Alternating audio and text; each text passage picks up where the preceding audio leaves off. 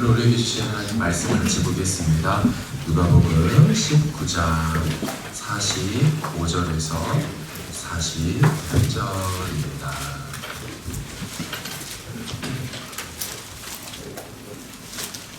누가복음 19장 45절에서 48절입니다.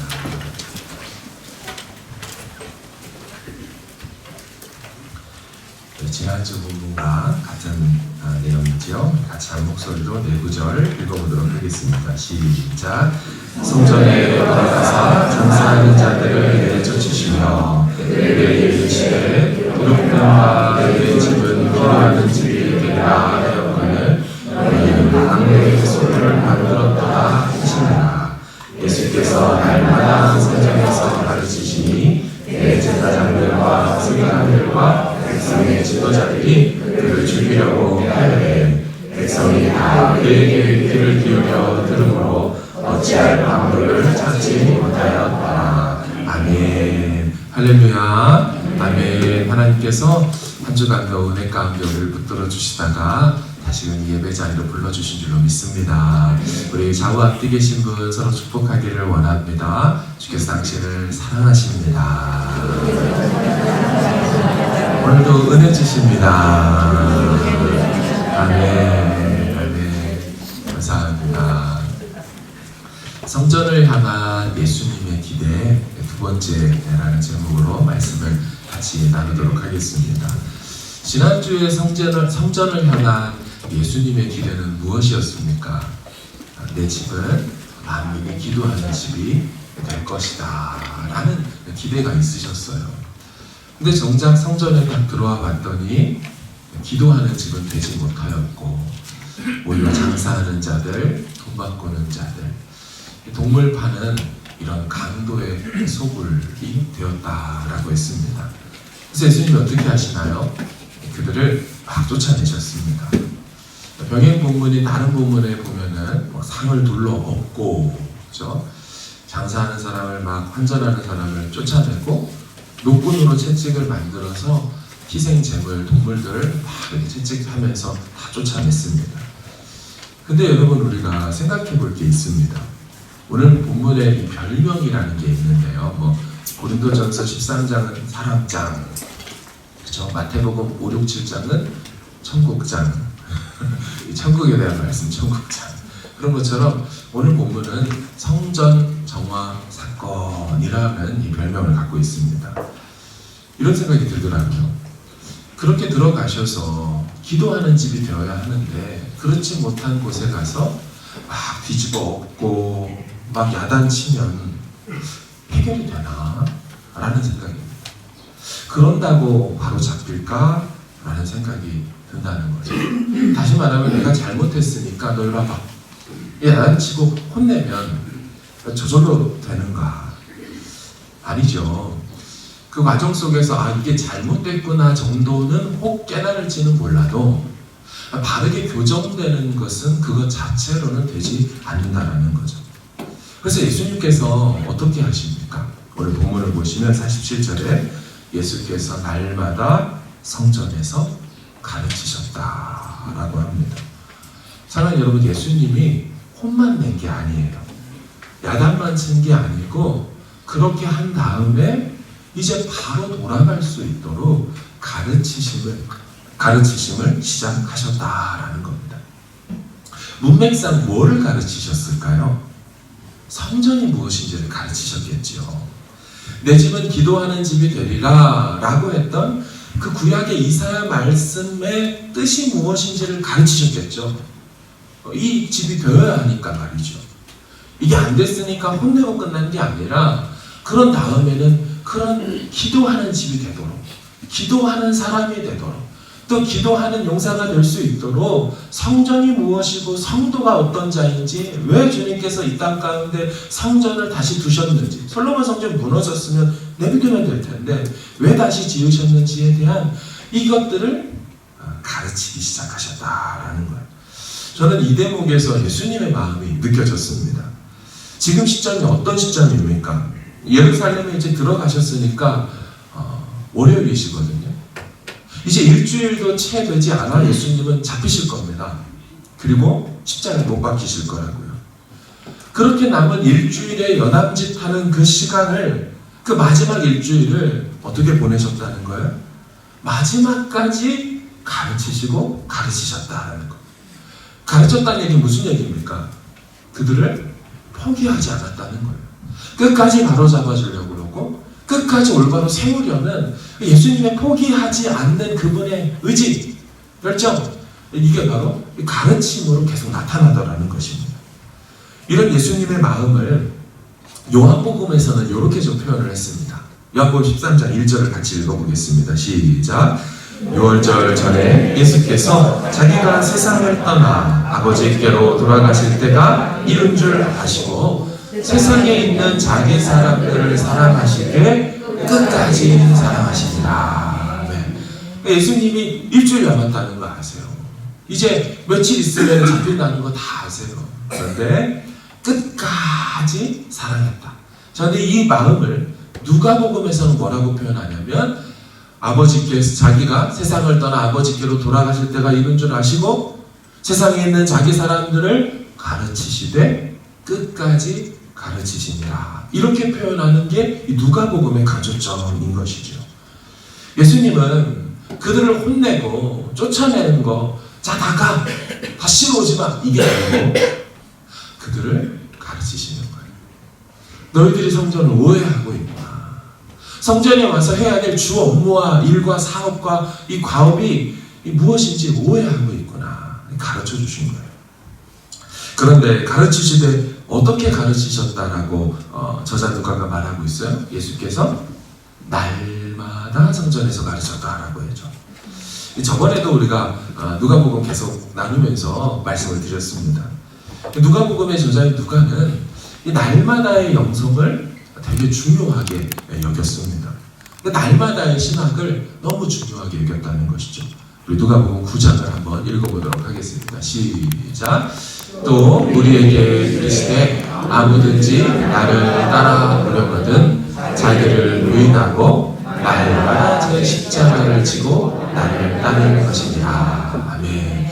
십자가를 져야 내 제자가 된다라는 말씀은 다른 복음서에도 있어요. 하지만 누가복음에서의 십자가를 지는 이 모습에서 특별히 뭘 강조하냐면 날마다를 얘기합니다. 오늘 본문에서도 성전에 들어가셔서 날마다 가르치셨다라고 하죠. 그럼 이 같은 가르치시되 날마다 가르치는 이 모습은 예수님이 부활 승천한 다음에 그대로 초대교회의 영성이 되었습니다. 초대교회 2장, 사도행전 2장을 봐보세요. 날마다 마음을 같이하여 성전에 모이기를 힘쓰고 날마다 집에서 떡을 떼고 날마다 기쁨과 순전한 마음으로 음식을 먹고 날마다 찬미하고 온 백성에게 칭송을 받으니 주께서 구원받는 사람을 또한 날마다 더하게 하셨습니다. 이 날마다 성전에 일주일에 한 번씩 모인 게 초대교회 모습이 아니었습니다. 그렇죠? 초대교회는 매일매일 모여서 예배하고 교제하고 그랬습니다. 사도행전 5장을 또 한번 봐보세요. 그들이 날마다 성전에 있든지 집에 있든지 예수는 그리스도라고 가르치기와 전도하기를 멈추지 않았다. 날마다 그들은 예수님이 그리스도라고 가르쳤다라는 것입니다. 그러니까 초대교회의 영성은 이 성전에 들어와서 날마다 가르치신 예수님의 그 모습을 꼭 닮아 있다라는 거죠. 그럼 이 같은 영성은 후에 또한 바울의 영성이 됩니다. 사도행전 19장도 보세요. 어떤 사람들은 마음이 굳어 순종하지 않고 무리 앞에서 이 도를 비방하거늘 바울이 그들을 떠나 제자들을 따로 세우고 두란노 성원에서 어떻게 해요?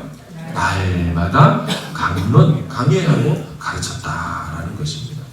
사도 바울도 이 지역에서 막 순종하지 않죠. 사람들이 막 저항하죠. 어떻게 해요? 그럼 차라리 내 두란노 서원에 가서 따로 아예 그들하고 상대하지 않고 이쪽에서 이사하게 진행할까? 날마다 말씀을 가르칩니다. 여러분 후에 베레아 사람들의 영성도 이와 같이 되죠. 17장도 보세요.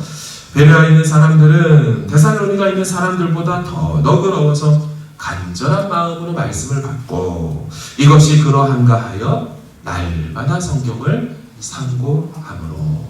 상고한다, 상세히 할 때 하는 자세할 상자입니다. 고자는 생각할 고자를 쓰고 있어요. 고심한다라고 하죠. 깊게 생각하는 것. 상고한다는 말은 자세하게 생각해보는 거예요. 오늘날 큐티를 하는 것처럼, 통독을 하고 정독을 하는 것처럼 말씀을 묵상하고 무슨 뜻일까? 하나님 내게 뭔 말을 하시는 것일까? 이것들을 그들이 날마다 행했다라는 것입니다. 그러니까 날마다 말씀을 가르치시는 이 영성이, 예수님의 영성이 바울의 영성이요, 초대교회의 영성이요, 베레아 사람들의 영성이 되었던 것입니다. 여러분, 오늘날 우리 상황 속에서 이 예수님의 영성을 배운다라고 하는 것은 우리의 컨텍스트 상황 속에서는 어떤 거로 나타나겠습니까? 날마다 우리가 뭐 하죠? 밥 먹는다고 하지 마시고 날마다 뭐 하죠? 말씀을 먹는, 그렇죠? 새벽 기도회가 있죠. 날마다 나와서 예배하고, 날마다 모이고, 날마다 묵상하고, 날마다 기도하는 거, 혹은 여러분들의 집에서 가정 예배로 날마다 모임을 하는 거. 제가 청년부 사역을 같이 하지 않습니까? 청년들은 주보에 광청소라는 게 있어요. 광명 청년부를 소개합니다. 줄여서 광청소. 애들이 광이 헛간이라는 의미를 잘 몰라서 저는 광청소라고 말할 때마다 이렇게 헛간을 청소한다, 쉔들을 청소한다 이런 느낌이 드는데, 거기 보면은 가장 좋아하는 시간과 장소는 어딥니까? 라는 질문이 공통 질문으로 들어가거든요. 늘 자기 방입니다. 자기 방. 아침 혹은 자기 전에 그 시간. 그 시간에 말씀을 보고 그 시간에 기도를 하고 묵상하는 시간을 갖는다라는 거죠. 이게 바로 이 날마다의 영성으로 우리 청년들도 살아가는 것이죠. 축복합니다. 주님의 영성, 우리 광명교회 성도들에게도 동일한 영성으로 날마다 주 앞에 나아가길 주의 이름으로 축원합니다. 사도 바울의 서신들을 보면요, 그가 개척하고 그가 설립했던 이 교회들을 보면 항상 다 든든하게 서갔느냐? 그렇지는 않았던 것 같아요. 만약 그랬다면 서신서 자체가 없었을 겁니다. 서신서를 쓴 그 기본 배경이 다 교회에 문제가 있어가지고 그걸 바로잡아주려고 쓴 편지들이라는 거죠. 그럴 때마다 바울이 했던 편지의 내용을 잘 보면 결국 한 가지입니다. 다시 가르치고 다시 가르쳤다라는 거예요. 13번이나 있습니다. 교회 안에는 여러분 늘 어려움들이 있었던 것 같습니다. 그 대사도 바울이 가르쳤고 개척하고 세우고 1, 2차, 3차로 계속 방문하며 돌아보고 했어도 여전히 그런 어려움들이 있었던 것 같아요. 왜 그렇습니까? 사탄 마귀가 우는 사자와 같이 두루다니며 어떻게든 삼킬 자를 틈만 보이면 잡아채서 물어뜯고 죽이기 때문에, 침투해서 나쁜 짓을 하기 때문에 결국 그런 일들이 일어나는 거죠. 교회 침투해서 교회 성도들을 헷갈리게 만드는 겁니다. 바울에게는 크게 두 종류의 반대하는 무리들이 있었습니다. 우리도 잘 아시는 것처럼 첫 번째들은 유대화주의자들이었습니다. 그러니까 유대인들이었어요. 신약으로 넘어오지 못하고 그리스도를 받아들이지 못하는 여전한 유대교에만 머물러 있는 사람들. 그들은 사도 바울이 계속 세상을 막 돌아다니면서 선교하면서 특별히 회당에 와가지고 이 참된 구원은 할례에 있지 않고 행함에 있지 않고 그 행위에 있지 않고 바로 오직 믿음에 있고 오직 행함만 없는데 그분이 베풀어 주신 은혜로 말미암는 것이다. 이 순수한 복음을 전할 때마다 유대화주의자들은 싫은 겁니다. 아니 할례가 없는데 어떻게 구원이 있어? 이 할례는 구원받은 자의 표식인데 그게 말이 돼? 막 이러면서 순수한 복음에 계속 행위를 다른 걸 집어넣었다라는 거죠. 그렇게 되면 은혜로 얻는 구원이 아니라 바로 행위를 통해서 얻게 되는 이 은혜가 사라지게 되는 사건이 일어나기 때문에 사도 바울은 그것을 거절했습니다. 그러니까 얼마나 이들이 싫었겠어요, 사도 바울이. 그들 입장에서는 바울이 거짓 복음을 전한다고 생각한 거죠. 그래서 바울을 쫓아다니고 바울에게 안 좋은 소문을 내고 사람들을 선동하고 폭동을 일으켜서 늘 반대했습니다. 사도행전에 잘 나와 있지 않습니까? 사도행전 13장을 한번 보세요. 읽어볼까요? 시작. 이에 유대인들이 경건한 기부인들과 육신의 유력자들을 선동하여 바울과 바나바를 박해하게 하여 그 지역에서 쫓아내니. 아멘. 그러니까 유대인들이 선동해서 결국 쫓아내는 일들을 해요. 그러니까 바울이 복음 전하는 게 쉽지 않았겠죠? 14장도 보십시오. 그러나 순종하지 아니하는 유대인들이 이방인들의 마음을 선동해서 형제들에게 악한 감정을 품게 하거늘. 얼마나 힘들었을까요? 그 뒤에 14장 19절도 보세요. 유대인들이 도시를 막 넘어 옵니다. 안디옥과 이고니온에서 와서 무리를 충동하니 그들이 돌로 바울을 쳐서 죽은 줄로 알고 도시 밖으로 끌어내쳤습니다. 그러니까 유대와 주의자들이 얼마나 바울이 전하는 이 복음을 반대했는지 힘들었죠. 사도행전 17장도 보십시오. 그러나 유대인들은 시기하여 저자의 어떤 불량한 사람들을 데리고 떼를 지어 성을 소동하게 하여 야손의 집에 침입하여 그들을 백성에게 끌어내려고 찾았으나, 그러니까 유대와 주의자들이 계속 바울이 전하는 복음을 저항하고 교회를 세워놓으면 가서 바울이 전한 거 가짜야. 바울 그 사도 아니야.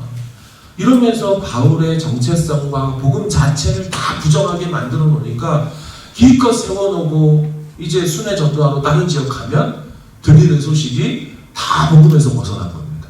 다 막 할례 행하려고 하거나 엉뚱하게 구약으로 돌아가려고 하는 거예요. 율법에 머물려고 하는 거예요. 율법을 완성시키셨고 이루셨던 그분에게로 가는 게 아니고 거꾸로 역행하는 거죠. 복음이 힘들었어요. 그런가 하면 두 번째 종류의 반대파들이 있었는데요. 그들은 거짓 교사들이었습니다.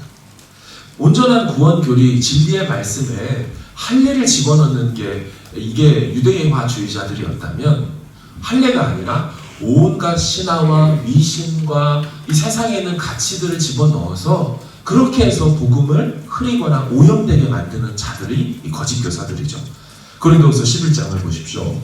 그런 사람들은 거짓 사도요 속이는 일꾼이니 자기를 그리스도의 사도로 가장하는 자들이다. 거짓 사도고 속이는 사람.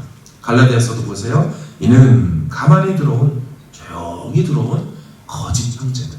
사실은 진짜 형제가 아닙니다. 형제인 척해서 복음을 왜곡되게 만들려는 자들. 특별히 골로새 교회에는요, 골로새 교회는 신비주의가 많이 판을 치고 있었습니다. 또 천사를 숭배하는 일들이 있었습니다. 그러니까 하나님을 경배하는 게 아니라 하나님이 우리를 도우라고 보냈던 그 천사들, 그 천사들을 오히려 경배하고 그들을 숭배하는 일들이 있었죠. 골로새서 2장을 한번 볼까요? 18절입니다. 같이 읽을게요. 시작. 아무도 꾸며낸 겸손이나 천사 숭배를 이유로 너희를 정죄하지 못하게 하라. 그가 그 본 것에 의지하여 그 육신의 생각을 따라 헛되이 과장하고. 아멘. 천사 숭배를 이유로 정죄하지. 야, 너 천사도 못 봤어? 혹은 천사를 너는 왜 섬기지 않고 있어? 너 제대로 못하는 거야. 정죄하는 일들. 또 그가 그 본 것에 의지하여, 말씀을 들은 것에 의지하여 믿어서 이렇게 가는 게 아니라 환상과 신기한 것들을 보려고 하는 이제 그런 행동들, 또 게다가 그 육신의 생각을 따라 헛되이 과장하는 거. 난 더 놀라운 거 봤는데, 난 놀라운 뭐가 있는데, 이러면서 사실은 말씀에서 점점 벗어나는 일들이 이 골로새 교회의 신비주의와 천사 숭배가 있었다는 거죠. 근데 이런 어려움들을 초대교회 시절에 바울만 겪은 것이 아니었습니다. 그의 믿음의 아들인 디모데도 바울이 개척해주고 물려줬던 에베소 교회에 가서 목회를 하거든요. 근데 그 에베소 교회에서도 똑같이 어려운 일들이 있었어요. 우리 디모데전서 1장 3, 4절을 한번 읽어보겠습니다. 시작. 내가 마게도냐로 갈 때에 너를 권하여 에베소에 머물라 한 것은 어떤 사람들을 명하여 다른 교훈을 가르치지 말며 신화와 끝없는 족보에 몰두하지 말게 하려 함이라. 네. 그래서 에베소에 디모데를 뒀습니다. 머물러라. 이제 목회하라는 거예요. 그런데 그 에베소에 어떤 사람들이 있었던 거예요? 바른 교훈을 가르치는 사람들이 있었습니다. 바울이 전한 교훈, 진리의 말씀이 아니라 계속 말씀에서 어긋난 가르침을 하는 자들이 있는 거예요. 신화, 그리스, 헬라, 이 로마 신화들이 있잖아요. 그런 얘기들을 성경과 섞어버리거나 끝없는 족보, 정확히 무엇을 얘기하는지 모르지만 어떤 계통과 혈통에 대한 이상한 것들을 가르치는 자들이 있었어요. 그 교회 성도들의 모습을 좀 더 볼까요? 디모데후서 3장 6, 7절을 보시면 그들 중에 남의 집에 가만히 들어가, 조용입니다. 몰래 들어가서 어리석은 여자를 유인하는 자들이 있으니 그 여자는 죄를 중이지게 되고 여러 가지 욕심에 끌림 받아요. 항상 뭔가를 배우지만 끝내 진리의 지식에는 이를 수 없게 되는 거죠. 왜요? 그 여자의 집에 몰래 신방이랍시고 혹은 다른 이유로 찾아와서는 엉뚱한 얘기를 하고 진리가 아닌 곳으로 이 여인을 끌고 가니까 이 여인이 뭔가 배우기는 배우지만 듣기는 듣지만 정확한 진리로 가지 못하는 거죠. 여기서 어리석은 여자라는 얘기는 지능이 낮다는 뜻이 아닙니다. 아직 충분히 성숙하지 못한, 아직은 진리를 온전히 알지 못하는 영적으로 미숙한 사람이죠. 근데 찾아가서는 엉뚱한 대로 이끌어버리는 거예요. 그러니까 디모데가 목회하기가 얼마나 어려웠겠습니까? 교회 안에 신화와 족보와 거짓 유혹하는 잘못된 신방과 그런 여인들을 이렇게 꾸며내는 일들이 교회 안에 있었어요. 그런 목회에 고전하고 있는 디모데에게 바울이 어떻게 처방을 내립니까? 어떻게 해야 목회를 바로 할 수 있고 교회를 세울 수 있다고 처방을 내립니까? 디모데후서 3장을 보십시오. 13에서 15절을 보세요. 악한 사람들과 속이는 자들은 더욱 악해진다. 속이기도 하고 자기들도 속게 되더라. 그러니까 그 사람들에 대해서 이렇게 얘기한 다음 14절 그러나 너는 배우고 확신한 일에 거해라. 확신한 일, 믿어진 일에 거해라. 네가 말씀에 대해서 배웠지 않냐. 특별히 보세요. 네가 누구에게서 배운 것을 알고 어려서부터 성경을 알았지 않느냐. 그러니까 성경 말씀으로 돌아가서 그걸 여전히 다시금 가르쳐야 된다. 예수님이 사실 이 얘기하는 건 똑같죠. 그들을 혼내놓고 니들 뭐 하는 거야? 여인들을 꾀하는 너희들 뭐 하는 거야? 신화와 족보에 창념하는 너희들 뭐 하는 거야? 가 아니라 너는 다시 돌아와서 말씀을 가르쳐라. 예수님이 하셨던 거 바울이 역시나 가르치는 거죠. 디모데후서 4장도 보세요. 같이 한번 읽어보겠습니다. 2에서 4절 시작. 너는 말씀을 전파하라. 때를 얻든지 못 얻든지 항상 힘쓰라. 범사의 오래 참음과 가르침으로 경책하며 경계하며 권하라. 때가 이르리니 사람이 바른 교훈을 받지 아니하며 귀가 가려워서 자기의 사욕을 따를 스승을 많이 두고 또 그 귀를 진리에서 돌이켜 허탄한 이야기를 따르리라. 아멘. 다시 2절부터 보여주세요. 너는 말씀을 전파하라. 이 말씀을 가르치라는 얘기예요. 때를 얻든지 못 얻든지 어떤 상황이든지 시즌이든지 비시즌이든지 계속 힘써야 된다는 거예요. 범사의 모든 것에 오래 참으면서 계속 가르쳐야 된다. 권면해야 한다. 사람들이 바른 교훈을 받지 아니하는 때가 올 거라는 거예요. 바른 교훈이라는 얘기는 원문에 건강한 교리를 얘기합니다. 헬시 닥트린을 얘기해요.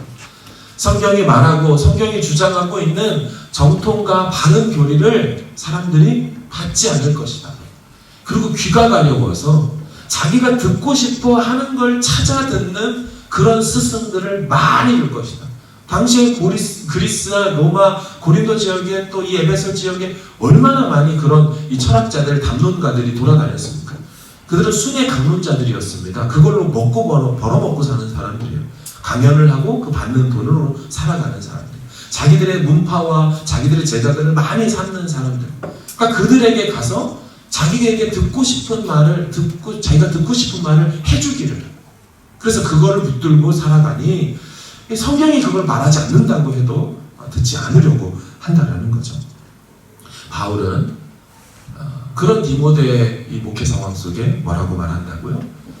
곧 죽어도 계속 그 바른 말씀을 너는 가르쳐야 한다. 결국 답은 거기에 있기 때문이다 라고 말씀하는 거죠.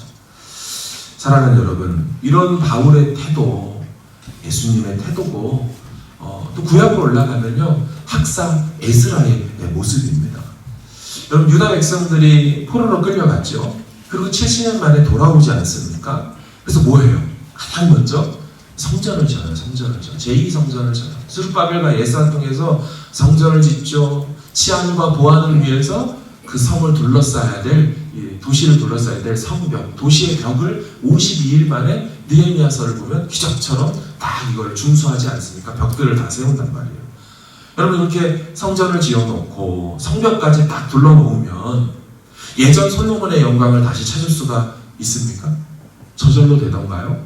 아니죠. 왜 솔로몬의 성전이 결국 다 부셔지고 파괴됐습니까? 성전이 덜 화려했기 때문에? 그렇지 않죠.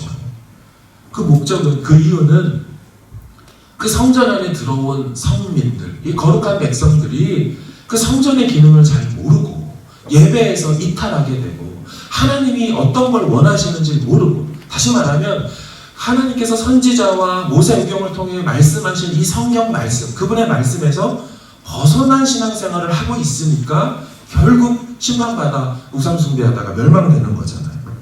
그러니까 에스라는 고국 예루살렘으로 돌아와 다시 지어진 이 성전을 바라보며 무슨 결심을 한다라는 겁니까? 우리 에스라 7장 10절을 한번 읽겠습니다. 시작. 에스라가 여호와의 율법을 연구하여 준행하며 율례와 규례를 이스라엘에게로 가르치기로 결심하였었더라. 아멘. 에스라가 또 결심하는 거예요. 이 성전 지어놓으면 뭐합니까? 또 말씀에서 벗어나면 심판받아가지고 또 무너질 텐데, 그 일을 반복하지 않으려면, 성전이 기도하는 집이 되게 하려면 뭐 해야 되는 거예요? 가르쳐야 되는 거죠. 가르쳐야 되는 거지. 성전에 와서 성도들이 뭐 해야 되는지, 하나님을 향하여서 하나님의 본마음이 무엇이고 그분이 어떤 분인지 돌아온 에스라는 그거를 가르쳐야 이 성전이 유지될 수 있다는 거, 그것을 강력하게 결심하며 1000km 되는 거리를 넘어가지고 고국으로 돌아온 거예요. 사랑하는 여러분, 그런 의미에서 또 종종 제가 강조하는 부분이죠. 부모 되신 여러분들에게 권면을 드립니다. 자녀들을 가르쳐야 합니다. 가르쳐야 돼요. 주일에 같이 듣고 우리 나누는 말씀을 여러분 한 주가 지나면 잃어버리는 게 있죠. 잃어버립니다. 제가 이걸 어떻게 알 수 있을까요? 저도 잃어버립니다. 참 신기해요. 일주일이 지나면 지난주에 내가 뭐라 그랬더라? 이게 잘 생각이 안 날 때가 있어요. 야, 그렇게 준비하고 설교를 3번이나 했죠. 1, 2, 3부 3번이나 한 사람도 일주일이 지나면 잃어버려요. 이게 내가 뭐가 크게 잘못된 건가? 당연한 겁니다. 당연한 거. 일주일에 한 번씩 그래서 예배하러 나오는 이유가 그래서 있는 것 같아요. 저야 이제 원고가 사실은 있으니까 다 파일로도 다 있거든요. 그러니까 다시 그걸 보면 돼요. 궁금하면 또 찾아보면 돼요. 성도님들에게도 권면을 드리는 것은 아이들한테 가르치려면 일주일 지나면 홀랑 까먹는 게, 설교자도 까먹는데 기억하시면 대단한 일이고, 여러분 적어 놓으셔야 돼요. 설교 노트를 적어 놓고 이제 올해는 지나갔다고 친다면 내년이라도 꼭 설교 노트를 만드셔서 혹은 주보에 있는 거를 철을 해놓든지 간에 말씀을 요약해놓고 핵심적인 것들을 적어놔서 그게 계속 쌓이는 거예요. 나중에는요 보기만 하면 생각이 나요. 그것 자체가 없으니까 까맣게 뭐더라 이러는 거지, 보면은 생각이 나게 된다는 거죠. 신명기 6장에 종종 말씀드리는 거죠. 우리 한번 읽어볼게요. 6장 6에서 7절 시작. 오늘 내가 내게 명하는 이 말씀을 너는 마음에 새기고 내 자녀에게 부지런히 가르치며 집에 앉았을 때든지 길을 갈 때든지 누워있을 때든지 일어날 때든지 이 말씀을 강론할 것이며. 아멘. 잘 보세요. 6절에 1번 자 해놓고 너는 마음에 새겨라. 누구한테 하는 말이죠? 부모한테 하는 말이죠. 부모한테. 그 뒤에 자녀에게 가르치라라고 하니까 듣는 이 수신자는 부모예요, 부모. 부모가 해야 될 일이 뭡니까? 명하는, 듣게 되는 이 말씀을 부모된 우리가 먼저 마음에 새겨야 되는 거예요. 이 새긴다라는 거는 노력이 필요하고 한 번으로 되는 작업이 아닙니다. 한 번에 새겨집니까? 반복해서 열심으로 그 말씀을 생각해보고 그때 마음이 새겨지는 거고, 엄밀히 말하면 구약의 배경 속에서는 암송을 얘기합니다. 암송을 얘기해요. 말씀을 아예 외워버리는 걸 말하는 거죠. 그러니까 그 너는 마음에 새기고, 그런 다음에 뭐 해야 됩니까? 두 번째, 네 자녀에게 부지런히 가르쳐야 된다는 거예요. 집에 있든지 누울 때든지 길을 가든지 앉을 때든지 기회가 닿는 대로 좀 더 적극적이게 기회를 만들어서 그 말씀을 부모된 너가 강론해줘라. 네 안에 있는 그 새겨진 말씀 가지고 계속해서 가르쳐야 된다라는 거예요. 여러분, 랍비에게 자녀 교육을 맡기지 않습니다. 구약을 잘 보세요. 너는 자녀의 교육을 랍비에게 맡겨라. 회당에 보내라. 이런 말이 없어요. 부모에게만 명령합니다. 네 자녀는 부모인 너가 신앙교육 시키는 거고 말씀 가르쳐야 된다. 이게 성경의 가장 중요한 메시지죠. 학원을 보내고 학교를 보내는 거, 수영을 보내고 미술을 보내는 것들, 이런 세상 교육은 다 위탁 교육이 가능합니다. 하지만 신앙이라는 것은 부모가 자녀에게 전수해 주는 것인데, 그것은 바로 부모가 가르침으로 되어진다라고 성경이 꼭 힘주어 말하는 것입니다. 교회는 그럼 뭐 할까요? 자녀들의 원교사이신 부모들이 가르칠 수 있도록 구비해주는 역할을 교회가 하는 겁니다. 작년 성도들을 제자화시키고 말씀으로 또 기도로 무장하게 만들어서 권위 있는 말씀으로 자녀들에게 집에 가서 가르치고 본을 보여주고, 도제처럼 이렇게 도자기를 믿는 거야, 이렇게 이 장인으로 사는 거야 보여줘서 제자를 삼는 이 도제 방식처럼 집안에서 하나 둘 세 명의 자녀들에게 보여주면 시간이 되는 대로 집안에서죠, 뭐 길을 갈 때든지 누워서 되든지 가정 안에서 신앙의 전수가 일어난다라고 말하는 거죠. 이를 위해서 저희 가정도 열심히 노력한다고 말씀을 드렸죠. 정말 몸부림친다라고 하는 것이 더 맞을 정도로 그렇습니다. 목회자 자녀들은 뭐 아니면 도라는 소리를 제가 선배님들한테 들었기 때문에, 야, 이게 태생적으로 보면 이것들이 분명히 도가 될 거다. 조금 심하면 저를 더 닮아서 빠꾸도가 될 건데, 너무 좋아하십니다. 뭐 틀린 소리는 아닙니다. 이 죄된 육성을 제가 아니까, 그리스도를 제대로 만나기 전에 제 모습을 아니까 지금 도도 아니고 백도가 될 거야. 그러니까 밖에 나가서 부모 얼굴에 먹칠하고, 나아가서 알고 보니까 뭐 집사 아들이 정도가 아니잖아요. 그래서 광명교회 목사 아들이 이래버리면 이거 하나님 얼굴에 먹칠하고 주님의 교회에 먹칠하는 건데 방법이 없잖아요. 방법이. 나가서 무슨 짓을 하는 줄 아닙니까? 그 기회가 있을 때마다 가르치고, 혹 행여나 뭐가 틈이 보이면 막 잡아내면서 너 혹시 이러는 건 아니에요? 아니에요? 막 이렇게 하는데 믿어야 될까 말아야 될까 막 의심하고. 부모님은 늘 자신을 의심하는 사람처럼 보여도 어떡합니까? 여기서밖에 못 보는 걸, 저희 가정이 매주 설교 요약이라는 걸 시킵니다. 이 설교를 듣고 나서 오늘 내로 써야 되는 거, 오늘 내로. 내일 되면 또 까먹는다. 저만 나도 까먹는데 니들이 어떻게 기억하냐. 그러니까 꼭 해라. 저희 애들 셋이 다 강영규 목사님 청소년 보사입니다. 아니 보여주지 마세요. 청소년 보사예요. 그러니까 애들이 이 한 분의 설교를 세 사람의 관점으로 기록하죠. 여러분, 이걸 마태, 마가, 누가라고 해서 공관복음이라고 말하거든요. 이 세 명의 저자로 예수님의 일생을 바라보는 공통된 관점, 시납틱 가스펠, 이게 공관복음. 저희 집에는 공관 설교서가 있습니다. 그래서 하루에 3장씩 나온단 말이에요. 이 정원기 정찬이 저희 3장이나. 얼마 전에 송성관 목사님 오셨잖아요. 한 달 전입니다. 얼마 전이라고 했는데 벌써 한 달 전이에요. 11월 첫째 주 2부 예배 때 청년이랑 연합 예배를 드렸단 말이죠. 이제 그 설교를 애들이 요약한 것 중에 하나를 제가 갖고 왔어요. 이제 보여주셔요. 첫 번째 걸 보시면 보이시나 모르겠어요. 저희 양식이 있어요. 아예 제가 출력을 해서 주는데 이면지로 에베소서예요. 6장 10에서 20절 일시 11월 5일 2022년 제목 승리를 위해 부름을 받은 교회 설교자 송성강 목사. 제가 늘 지적하는 데 님자를 붙여놔 너는 어른을 공경하는 마음이 없어 이 자식아.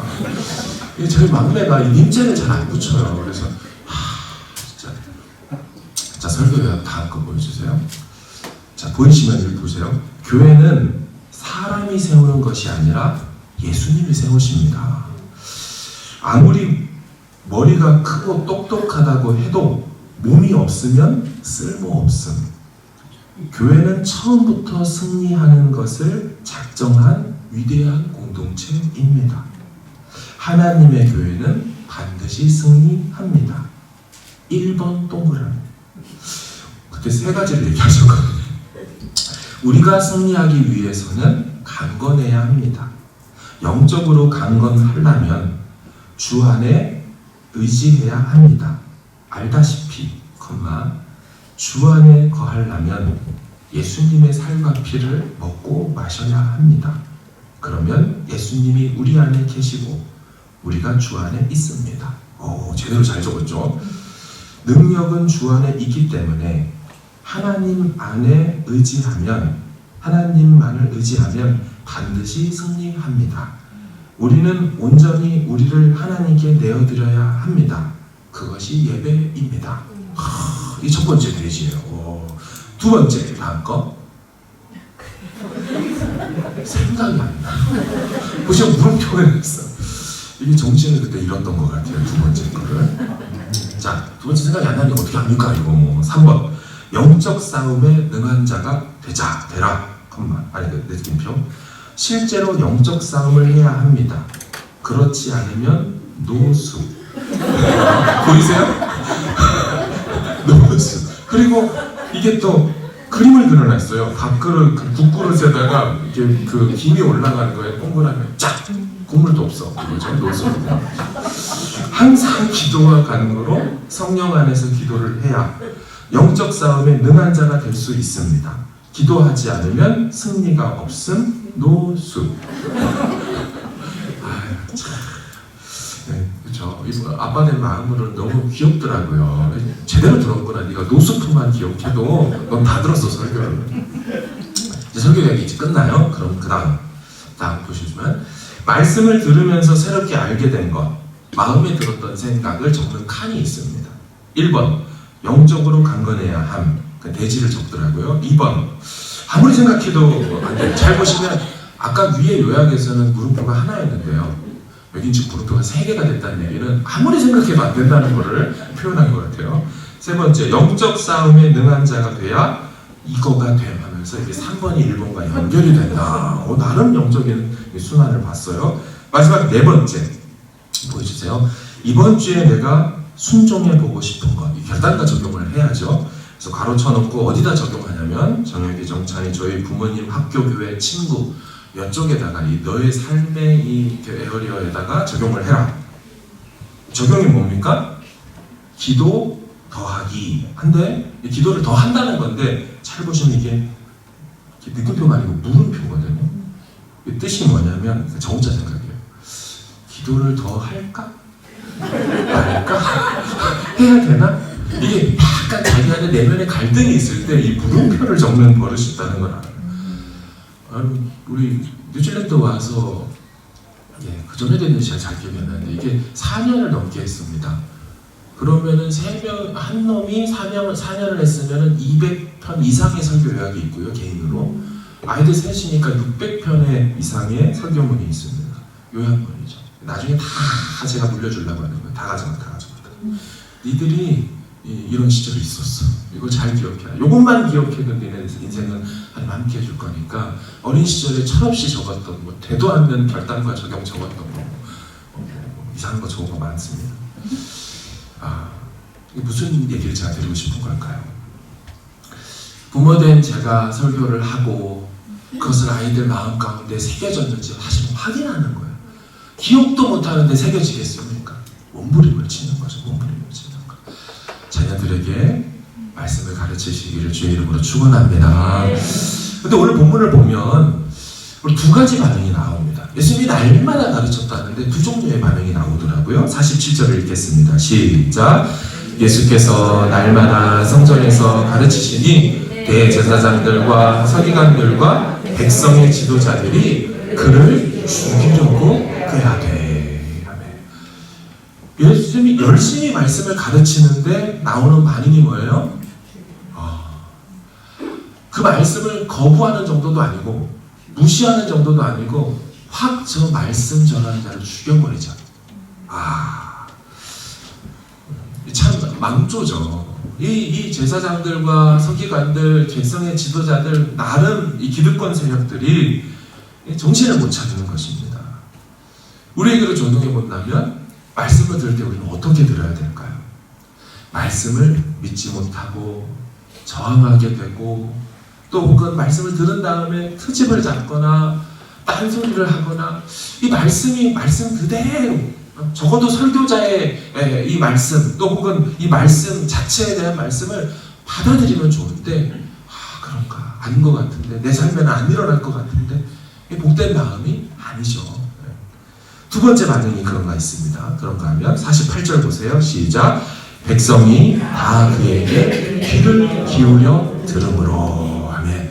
이 귀를 기울여 듣는다는 표현을 오늘 성경이 참 재밌게 특이하게 표현을 했습니다. 뭐라고 되어 있냐면은 그분의 말씀에 매어 달림으로 라고 되어 있어요. 그러니까 hang on이라는 단어로 썼습니다. 그러니까 백성들이 모두 그에게 매달려 있었다. 그러니까 백성들이 예수님에게 매달려 있는 겁니다. 지렁지렁. 백성들이 모두 예수님의 말씀에 달라붙어 있었다, 이렇게 되어 있어요.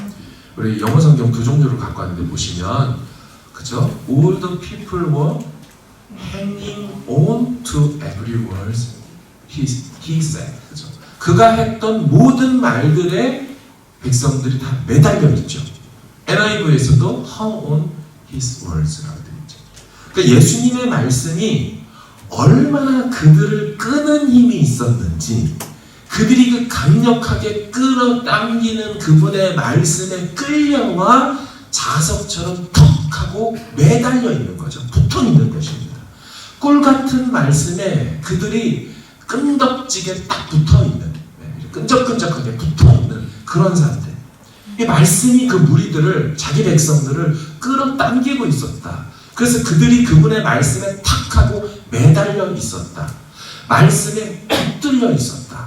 이렇게 표현할 수 있게 되는 거죠. 사랑하는 여러분, 성전과 교회를 향한 예수님의 기대가 무엇이라고 합니까? 내 집은 기도하는 집이 되는 것. 그런데 강도의 소굴을 만들었죠? 그래서 어떻게 예수님이 하셨다고요? 기도하는 집이 되게 하기 위하여 날마다 성전에서 말씀을 가르쳤어요. 그들을 포기하지 않았다는 얘기예요. 바로잡아 주려고 애쓰셨다는 거예요. 이 영성이 어디로 흘러갔다고요? 초대교회로 흘러갔고, 바울에게로 흘러갔고, 베레아 사람에게 흘러갔습니다.